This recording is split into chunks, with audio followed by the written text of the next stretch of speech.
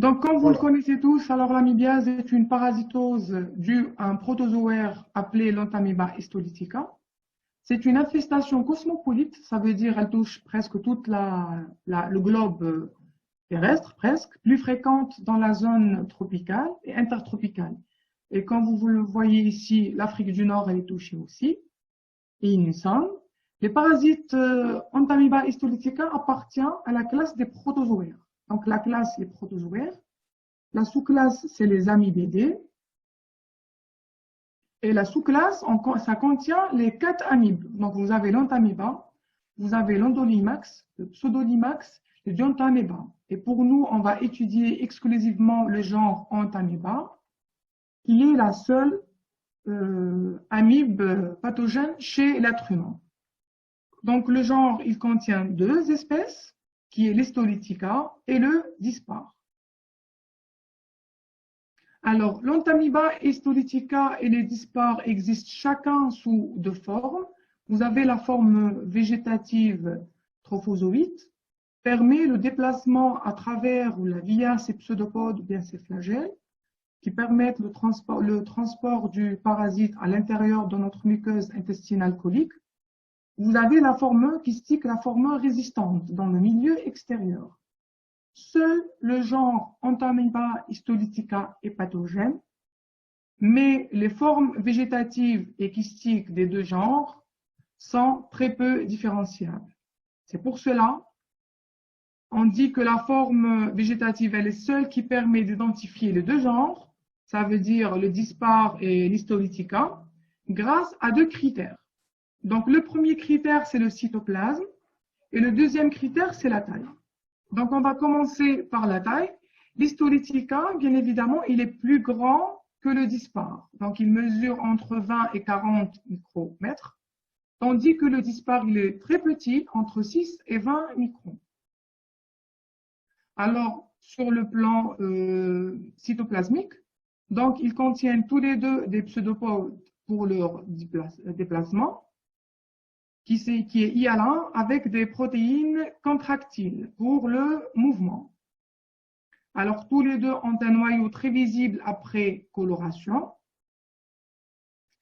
Alors, ce noyau, il a un caryosome central avec une chromatine périphérique régulière et fine. Alors, ils ont un cytoplasme hyalin périphérique, fin, granuleux, au centre, pour les 2. Pareil, ils ont 2 vacuoles. La seule chose qui fait la différence entre l'histolytica et le dispar dans son cytoplasme, c'est la présence des hématies, des globules rouges. Ils sont présents dans l'histolytica et absents dans le dispar. Bien sûr, parce que l'histolytica, il est pathogène, il a besoin de se nourrir, il a besoin de globules rouges. Tandis que le dispar, il n'est pas pathogène, donc il n'en a pas besoin. Donc, pour résumer, la seule différence entre l'histolytica et le dispar, c'est la taille. Il est plus grand que le dispar et la présence d'hématies dans le cytoplasme dans l'histolytica, chose qui est absente dans le dispar. La forme kystique, les 2 ils sont indifférenciables. Donc, les 2 genres, que ce soit l'histolytica ou le dispar, c'est pareil. Donc, ils ont pour les 2 un kyste jeune et un kyste mûr contient 4 noyaux, tandis que le kyste jeune, il a 1 à 2 noyaux maximum. C'est des formes arrondies, voire ovulaires, immobiles parce que c'est la forme résistante kystique, entre 12 et 14 microns. La paroi, elle est épaissie et réfringente, avec une coque distincte à la coloration. Le kyste jeune contient 1 à 2 noyaux maximum. Par contre, le kyste mûr contient jusqu'à 4 noyaux après dissociation. Alors, le cycle, il est simple. C'est un cycle court, direct. Donc, l'être humain, va ingérer les kystes mûrs à 4 noyaux à travers de l'eau souillée, des aliments souillés, des rapports sexuels oraux-anaux et une hygiène laisse à désirer, hygiène buccale bien sûr et hygiène des mains qui laisse à désirer. Donc, il va ingérer ces kystes. Vous aurez 2 cycles. Un cycle d'infestation qui est un cycle asymptomatique. L'homme est porteur de cette entamoeba dispare, on s'en profite dans la lumière colique intestinale. Ça veut dire là, il sera asymptomatique. Vous aurez la forme maladive, c'est l'entamoeba histolytica qui se dissémine dans le côlon de l'homme contaminé et provoque la pathologie proprement dite. Donc, on va schématiser ce qu'on vient de voir maintenant. Donc, l'être humain, il va ingérer les aliments souillés. Ce sera des kystes mûrs. Ils vont bénéficier d'une division pour avoir un amibe qui va migrer dans le côlon. Sa multiplication pour avoir un seul noyau. L'excision, donc il va sortir de sa coque. Il sera un kyste immature. Il était ingéré autant que kyste mature. Il va sortir en kyste mature à 4 noyaux. Ça, c'est le cycle infestation asymptomatique. Alors, une petite remarque, donc les trophozoïdes sont aussi éliminés dans les selles, mais ne surviennent pas à acheminer dans le monde extérieur. Ça veut dire, quand on va faire notre examen, plutôt examen des selles, on va trouver des kystes trophozoïdes, mais qui ne vont pas résister dans le milieu extérieur, contrairement aux kystes mûrs qui vont rester entre 9 jours à 30 jours, ça veut dire un mois. Donc, ces kystes vont persister dans le milieu extérieur jusqu'à un mois qu'on pourra ingérer une seconde fois, nous ou une autre personne. Et là, ça c'est la forme infestante. On est asymptomatique, on est des porteurs sains. Et on peut avoir là, ce kyste dispare, il pourra se transformer en kyste histolytica, donc l'invasion de la muqueuse colique. Et on va donner la forme pathologique. Pardon, je vais vérifier ma batterie. J'ai oublié de mettre le chargeur. Donc, vous avez la forme kystique, la forme infestante qui est non pathogène. Et après, notre histolytica dispare quand il va se transformer en histolytica histolytica. Il aura une invasion de la muqueuse colique. Et après, par le système hématologique, il y aura une invasion des autres organes du voisinage. Vous aurez le foie, le poumon et rarement le cerveau et d'autres organes qu'on va élucider dans notre présentation, les autres diapos. Très bien. Donc, pour la maladie, pour la pathologie, vous avez deux types. Une atteinte colique fréquente classique, due à la prolifération des amibes hématophages dans le côlon. Et vous avez l'atteinte extracolique, qui va diffuser par la circulation sanguine. Donc, on va commencer par l'atteinte classique qui est la forme colique. Donc, vous avez deux types. Soit c'est une atteinte amibienne, donc aiguë. Et ce qu'on connaît communément le tableau de dysentérie, la dysentérie colique. Donc, c'est l'invasion de la muqueuse colique par l'amibe et il va provoquer des ulcérations qui pouvant faire des petits abcès amibiens. Les conséquences, c'est la dysentérie amibienne. La dysentérie, c'est une diarrhée aiguë, rarement de la fièvre glérosanglante. Donc ça, c'est le tableau classique de l'amibiase, ce qu'on connaît fréquemment et couramment l'amibiase. Et vous pouvez avoir une forme colique chronique qui se manifeste par des épisodes récurrents de diarrhée alternant avec des troubles digestifs modérés et de la constipation des foies. Cette forme chronique donc, peut se compliquer par un amébome qui est une pseudo-tumeur inflammatoire. Donc, ça va donner un aspect endoscopique d'une tumeur, mais en réalité, c'est une pseudo-tumeur inflammatoire d'une complication d'une atteinte colique amibienne. Après, vous avez l'atteinte extracolique. Donc, l'organe de voisinage qui est le plus atteint, ce sera le côlon. Ce sera le foie. Par le système porte hépatique, l'entamoeba histolytica va pénétrer dans le foie. Sa diffusion va provoquer des nécroses hépatiques disséminées. Celles-ci vont aboutir ensuite à la formation d'abcès hépatiques. Ils peuvent être volumineux, petits, voire très nombreux. Alors, comme symptomatologie, vous aurez une hépatalgie, donc c'est l'ébranlement douloureux à la palpation du bord inférieur du foie, avec une hépatomégalie et de la fièvre très élevée entre 39 à 40 degrés Celsius. Donc, il peut y avoir un ictère, voire un subictère associé. Donc, par contiguïté, vous avez l'organe qui est très rapproché au foie, c'est le poumon. Donc, il y aura une ouverture de ces abcès ou bien de ces kystes du foie. Donc, on a en contact avec l'épanchement, avec la plèvre et le poumon. Vous aurez une atteinte pleuropulmonaire. Elle fait souvent suite à une atteinte hépatique. Les amibes arrivent au poumon par continuité avec le diaphragme et déclenchent une pneumopathie. Donc, effectivement, vous aurez de la fièvre, 39 à 40. Vous aurez de la toux, une expectoration, de vomi de couleur brun chocolat. Donc, c'est presque pathognomonique de l'atteinte pleuropulmonaire. C'est des crachats du puits abondant qui vont faire poser le diagnostic à vue clinique. Alors, plus rarement, vous avez l'atteinte cérébrale qui va se compliquer d'abcès du cerveau.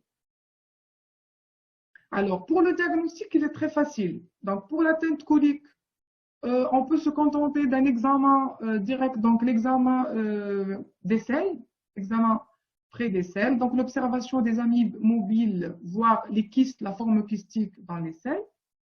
La présence d'Entamoeba histolytica témoigne de l'atteinte aiguë colique par l'amibe, et la présence d'Entamoeba dispare, donc ça témoigne de la chronicité de l'atteinte, ça veut dire qu'on est des porteurs chroniques de ce parasite.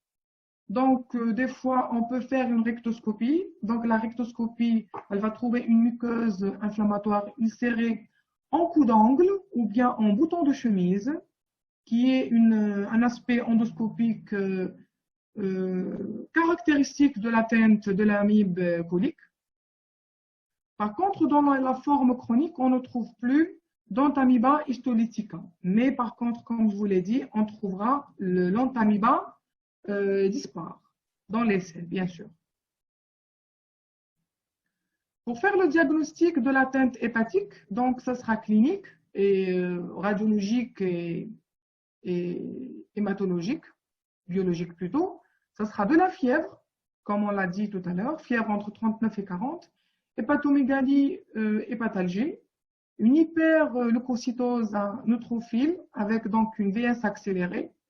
À la radiologie standard, donc l'abdomen sans préparation, vous trouvez une élévation de la coupole diaphragmatique du côté droit hépatique.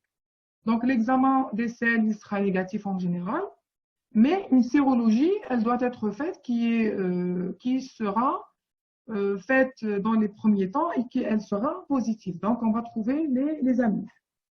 Pour l'amibiase pulmonaire, donc si vous avez une atteinte hépatique, l'atteinte hépatique, il faut rechercher systématiquement une atteinte pulmonaire. Donc, l'atteinte pulmonaire présente chez un tiers quand même des patients une atteinte hépatique. Donc, si vous avez trouvé une atteinte pulmonaire, recherchez systématiquement une atteinte hépatique et vice-versa. Le diagnostic de certitude sera fait par la sérologie. Bien sûr, une ponction pleurale est faisable. L'abcès amibien, comme le cerveau, c'est un organe qui est difficilement accessible et le diagnostic sera fait par un neurochirurgien, voire avec un anatomopathologiste. Le traitement pour l'amibiase, il est simple. Donc, pour les porteurs asymptomatiques, si on veut les traiter par l'Entamoeba dispare, ça sera un amibicide de contact.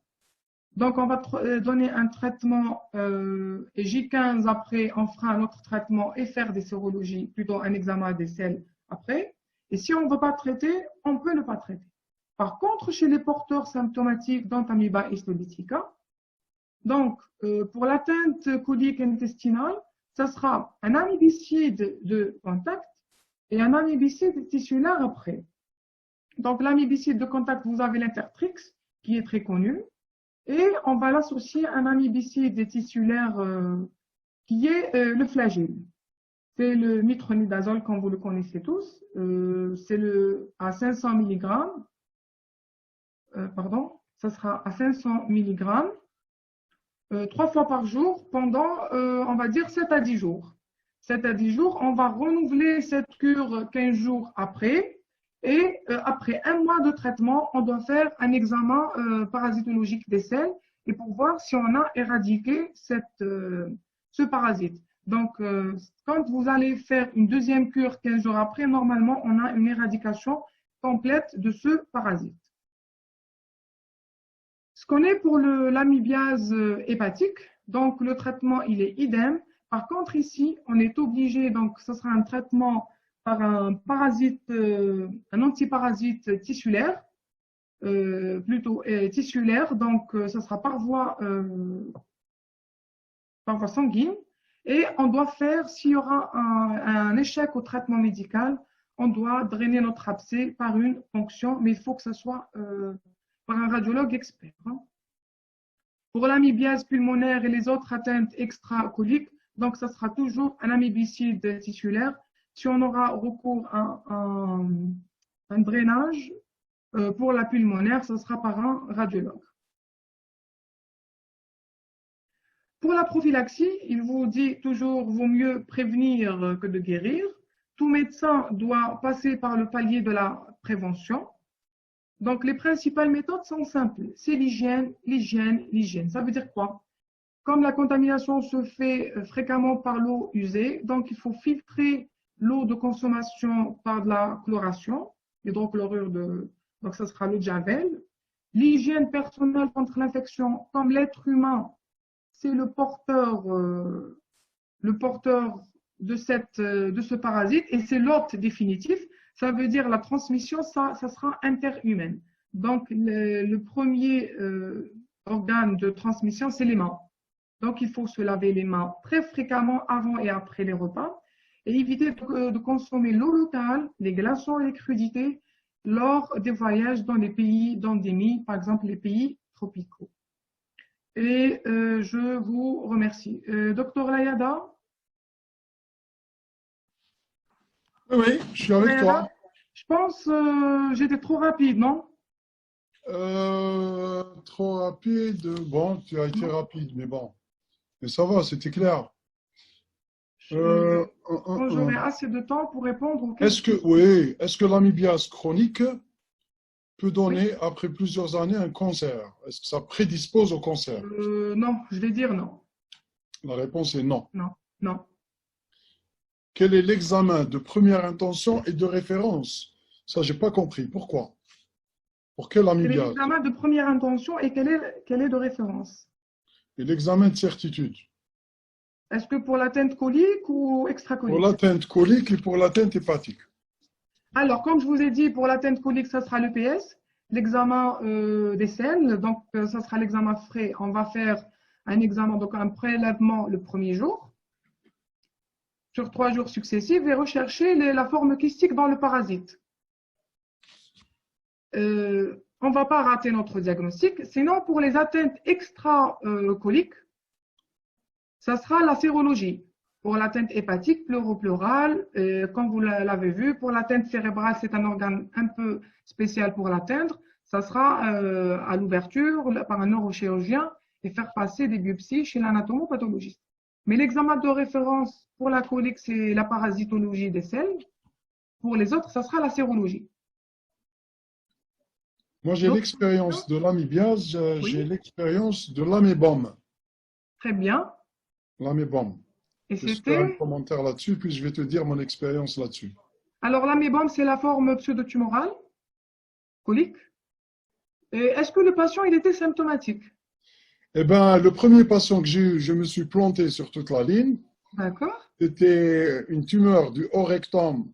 C'était un processus, ça m'a paru en endoscopie, un processus bourgeonnant. J'étais tout jeune résident. Hein.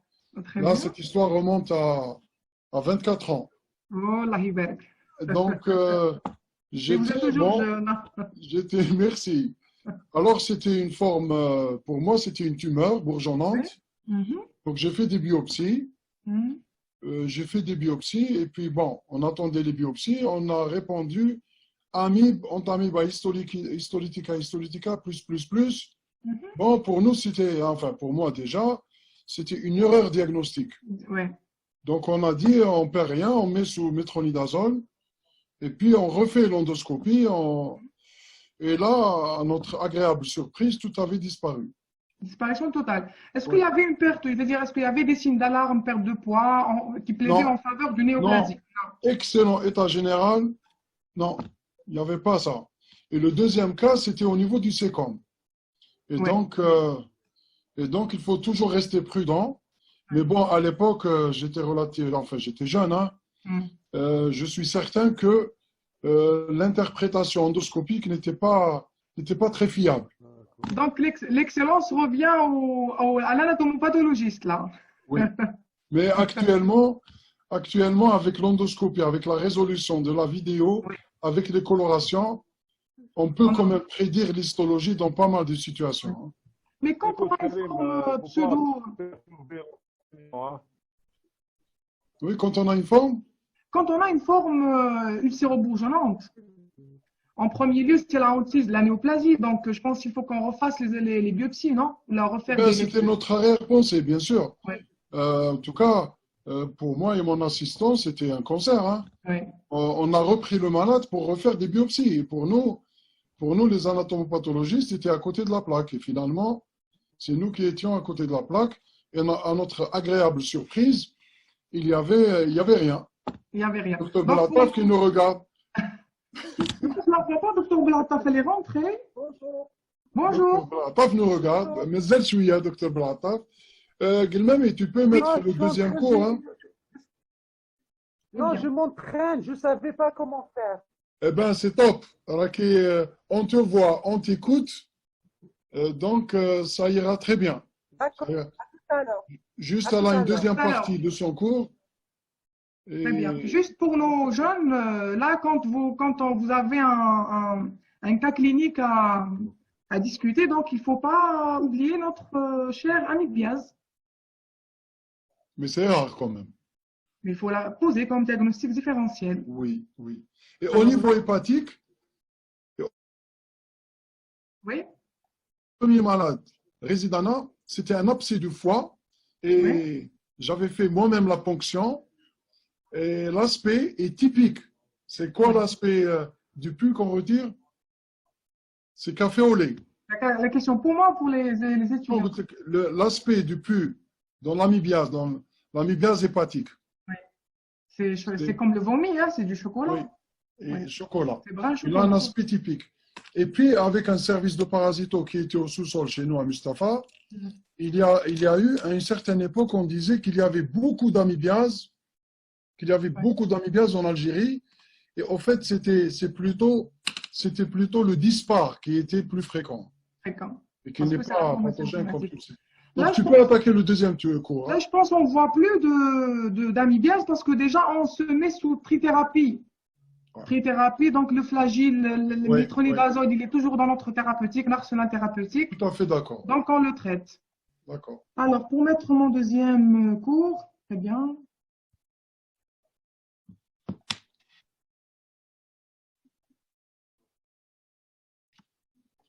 Là, vous me voyez bien? Oui, on te voit. On attend ta présentation. Je pense que je dois ralentir un peu. Je présente très rapidement. Non, ça va, c'était clair. Mais il vaut mieux prendre son temps. Comme ça, les externes vont intégrer, parce qu'ils ont beaucoup de cours, beaucoup d'informations. Ouais. Ce n'est pas évident pour eux, hein. On attend vos questions. On a assez de temps. Préparez vos questions. Très bien. Donc là, je vais entamer le deuxième cours. Donc, il n'est pas différent de l'amibiase. D'ailleurs, j'ai gardé la même présentation. Et là, je vais te poser une question à la fin. Oui, très bien. À la fin Pas une question piège, hein? Non, pas de piège, pas de piège. Très bien. Mais on ne voit pas l'écran. Vous ne voyez pas? Non. Je vais refaire, hein. Dis-les comme tout à l'heure.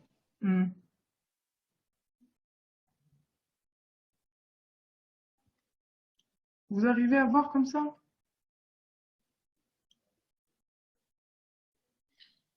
Non, on voit toujours les deux. Tu n'as pas mis en mode diaporama. D'accord, je vais ressortir. Tu refais la même opération que tout à l'heure.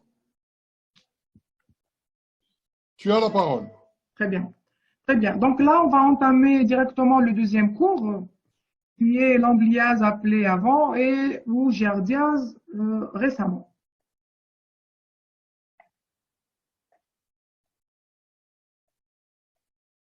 Donc, la Giardia intestinalis, donc c'est le synonyme de l'amblia, ou bien duodénalis. C'est un protozoaire cosmopolite, le plus commun des infections intestinales humaines. Cet organisme unicellulaire flagellé qui coexiste fréquemment avec l'Histolytica infecte ici précisément l'intestin grêle, donc y compris le duodénum, contrairement à l'amibiase qui touche exclusivement le côlon. Elle est extrêmement répandue dans le monde et responsable d'une importante morbidité. Il comporte le même mode de transmission de l'Entamoeba histolytica. C'est un parasite cosmopolite particulièrement fréquent quand l'assainissement laisse à désirer. Surtout chez les enfants dans les pays en voie de développement, et le taux de prévalence indiqué vont de moins de 1 à plus de 50% en Afrique, en Amérique latine et en Asie, ce qui sous-entend qu'on n'est pas épargné de cette parasitose. Les giardias ont été initialement séparés en espèces selon l'hôte. Ça veut dire l'hôte qui va héberger ce parasite. Ils ont fait 3 espèces. Donc, vous avez l'homme et les mammifères, c'est le Giardia intestinalis. Vous avez l'hôte, les amphibiens, donc c'est l'Agilis. Les rongeurs, c'est le Muri.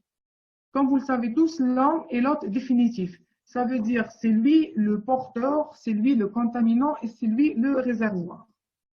Bien sûr, c'est comme l'amibiase, on a un cycle direct et court. Donc, pour le décrire, vous avez la forme végétative. C'est la forme trophozoïde, la forme mobile. Il mesure entre 10 à 20 microns de long. Ils sont aplatis avec une extrémité antérieure large et sont mobiles pour permettre leur mouvement à l'intérieur de l'intestin. La face dorsale, elle est convexe. Il comporte 2 noyaux identiques morphologiquement et les 2 noyaux sont situés de part et d'autre d'une ligne médiane dans la partie antérieure du parasite. Vous avez la forme kystique qui, comme pour l'amibiase, c'est une forme résistante dans le milieu extérieur. La forme résistante, elle est toujours plus petite que la forme végétative. Entre 8 à 10 microns de diamètre, elle est ovale avec des noyaux dans la partie antérieure et constitue la forme résistante. C'est la forme la plus souvent rencontrée dans le milieu extérieur, donc dans les selles. La paroi, elle est épaissie de 0,3 à 0,5 microns, donne un aspect en double membrane. L'enquistement se fait après la réplication du parasite et le kyste, lui aussi, contient 4 noyaux. Donc, comme vous voyez, la forme kystique, elle est presque identique dans les 2 formes parasitaires, sauf la forme végétative qui change. Alors, le cycle, lui aussi, est identique. Donc, on va ingérer les aliments, l'eau souillée par la bouche. Donc, on aura une forme, c'est la forme kystique mûre contenant les 4 noyaux qui va être ingérée dans les milieux souillés laissant à désirer. Vous aurez ici, pareil, 2 formes cycliques. Donc, vous aurez la forme infestante asymptomatique. Donc, l'être humain, l'homme, c'est le porteur sain. Il est le vecteur de ce parasite qui va permettre la dissémination dans le milieu extérieur. Il va vivre dans la lumière colique sans la invaser. Et vous avez la forme maladive pathologique par la dissémination dans le côlon et il provoque des symptômes qu'on va voir après dans la description symptomatologique. Alors là, on va ingérer les kystes matures. Ils vont se diviser, se multiplier, nous donner la forme végétative qui sera pathogène après. Et si on sera que des porteurs sains, il y aura là une multiplication en mature et ça, élimination dans les selles. 140 les élèves. Allô? Oui, Gilmami. J'entends une voix d'une personne, je ne sais pas. C'est Dr. Belataf. Ah, docteur Blattaf. Coupez la leçon, pas de problème. Vas-y, Gilmami. Ah non, ça ne me dérange pas, hein, c'est pour les, Non, vas-y. les références. Vas-y, c'est réglé, c'est OK. Très bien. Donc, il y aura l'élimination des kystes matures, mûrs dans les selles, qu'on va réingérer une autre fois. Alors, comme je l'ai dit, donc vous aurez deux types de présentation. Ça sera le porteur sain qui est très fréquent. Il est asymptomatique dans la majorité des cas. Et vous aurez la forme maladive symptomatique due à l'adhérence à la muqueuse intestinale colique et effraction de cette dernière. Donc, pour l'atteinte colique, donc la symptomatologie, elle est très variée entre le portage asymptomatique et les formes graves. Donc, vous avez une phase d'incubation qui dure entre 1 à 3 semaines après la contamination, marquée par une diarrhée qui peut être des fois liquidienne, elle va donner des douleurs abdominales, des nausées, de l'anorexie avec perte de poids. N'oubliez pas ici qu'on a une atteinte intestinale, qui est l'unité d'absorption dans le corps humain, et le duodénum aussi. La fièvre, elle est vraiment rare. Et le mucus et les sangs, ils sont exceptionnels parce que le côlon, il est épargné. Donc, les symptômes peuvent persister plusieurs mois avec des épisodes d'exacerbation et des manifestations d'infection chronique peuvent se manifester et se voir. Alors là, j'ouvre une petite parenthèse et je mets une plaque pour la forme pédiatrique parce que nos chers confrères pédiatres ont très souvent eu des cas et qui peuvent mettre en premier lieu, chez les enfants en particulier, en cas d'infection chronique et massive, des signes de malabsorption avec un retard de la croissance qui peuvent se manifester et une intolérance au lactose est parfois observée au cours de cette maladie. Donc, chez les enfants, quand vous aurez un tableau de malabsorption avec un retard de la croissance, y pensez à l'amibiase intestinale chez les enfants parce qu'elle est très, très fréquente. Alors, pour le diagnostic, c'est toujours l'examen des selles frais. Donc, vous allez trouver les formes kystiques avec ces 4 noyaux. L'endoscopie, donc, pour nous, c'est très fréquent. Le patient vient à la consultation, il se plaint des épigastralgies, malgré que ce n'est pas les épigastralgies c'est pas l'atteinte d'amibiase duodénale qui va donner ces épigastralgies. Mais quand on va faire notre endoscopie, on va trouver l'aspect qui est typique, c'est des piquetés blanchâtres. Soit ils sont regroupés en amas, comme vous le voyez ici, soit c'est des piquetés blanchâtres éparses dans notre duodénum. Là, on ne va pas faire de biopsie, mais on va les citer dans notre compte rendu d'endoscopie et conclure à une amibiase duodénale. Et du coup, après, on va donner le traitement d'emblée. Donc, la sérologie dans l'atteinte intestinale, elle n'a pas de place. Tout simplement, ce sera l'endoscopie d'emblée. Pour le traitement, il est le même. C'est la classique thérapeutique de l'arsenal thérapeutique de metronidazole. C'est le traitement du premier choix. Donc, ça sera 500 mg, soit 2 à 3 fois par jour, pendant 7 jours pour l'adulte. Et pour l'enfant, ça sera en fonction du poids, 30 mg kilo-jour. Donc, si vous n'avez pas le metronidazole qui est le flagyl, donc vous pouvez donner le tinidazole. La phasigine, elle est là, à 2 grammes chez l'adulte, donc en monodose unique. Et chez l'enfant, toujours on respecte 30 mg par kilo par jour. Sinon, vous avez le sectinidazole en dose unique pareil. Donc, on va faire une deuxième cure, 15 jours d'intervalle pour assurer l'éradication totale de notre parasite et faire un examen des selles un mois après la fin du traitement. Alors, si on aura un échec du traitement du premier palier, on passera à un traitement de deuxième intention, qui est l'albendazole ou le Zentel. Ce sera en dose unique, un comprimé de 400 mg pendant 5 jours et on peut donner une deuxième cure 15 jours après. En cas de giardiase rebelle, on peut avoir recours à la nitrazoxanidine, Alinia, le nom commercial, ou à la quinacrine, à usage hospitalier. Donc, notre patient devra être hospitalisé pour des soins intensifs. La prophylaxie, elle est pareille. Donc, ça sera toujours l'hygiène, l'hygiène, l'hygiène pour casser, bien sûr, ce cycle et ce cercle vicieux de contamination. Donc, il n'y a pas mieux que notre prophylaxie qui est très simple et efficace.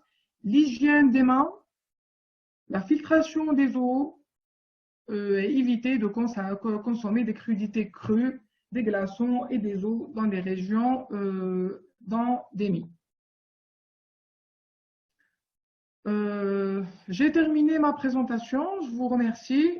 J'essaie d'être très lente, mais là, je suis très rapide. J'espère que vous avez pu comprendre, faire la part des choses des deux pathologies.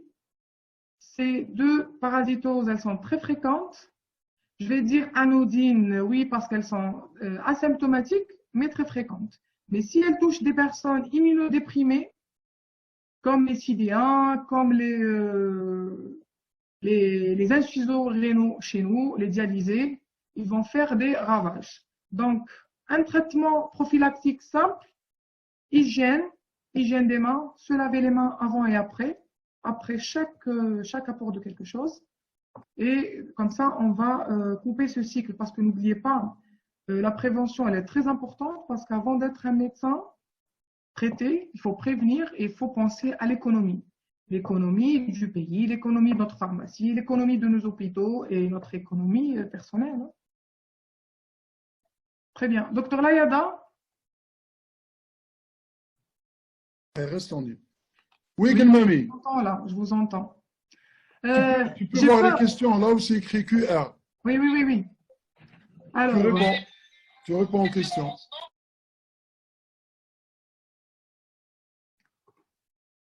Alors, atteinte pulmonaire veut dire atteinte hépatique. Alors, comme je vous ai dit, pour l'atteinte pulmonaire, donc le tiers des personnes ont une atteinte hépatique, donc il faut la rechercher systématiquement. Oui, on pourra dire une atteinte pulmonaire qu'on a une atteinte hépatique parce que vous savez tous que le tronc porte, il y aura une ouverture colique donc, dans le tronc porte, donc il y aura une dissémination de le foie. Et par principe et par contiguïté, le poumon vient en contact intime avec le foie. Donc, si vous avez une atteinte pulmonaire, oui, il faut rechercher une atteinte hépatique et vice-versa. Atteinte hépatique, on recherche une atteinte pulmonaire. Là, merci docteur, merci beaucoup.